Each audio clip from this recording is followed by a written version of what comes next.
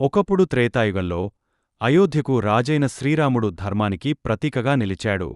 ఆయన భార్య సీతాదేవిని లంకాధిపతి రావణుడు అపహరించి లంకకు తీసుకెళ్లాడు.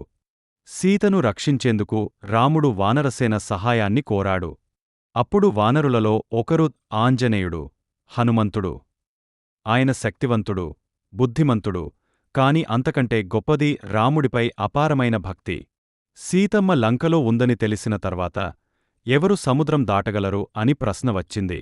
అప్పుడే జాంబవంతుడు హనుమంతుని శక్తిని గుర్తుచేశాడు. నీవు వాయుపుత్రుడివి, నీకు అసాధ్యం ఏమీ లేదు అని చెప్పాడు.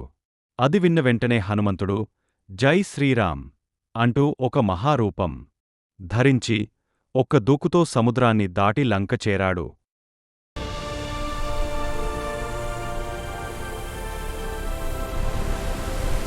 లంకలోకి వెళ్లి రాక్షసులను తప్పించుకుంటూ హనుమంతుడు అశోకవనంలో సీతాదేవిని చూశాడు.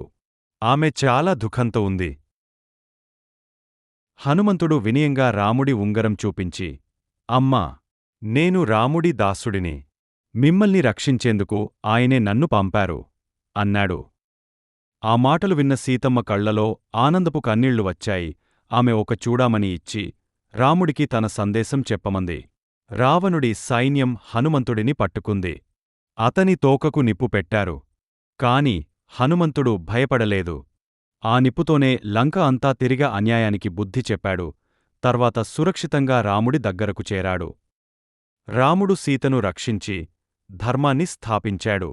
హనుమంతుడు ఎప్పటికీ నిజమైన భక్తికి, సేవాభావానికి చిహ్నంగా నిలిచాడు. వీడియో నచ్చితే వెంటనే సబ్స్క్రైబ్ చేయండి. బెల్ ఐకాన్ నొక్కండి, లైక్ కొట్టండి. ఫ్రెండ్స్కి షేర్ చేయండి. కామెంట్లో మీ అభిప్రాయం చెప్పండి.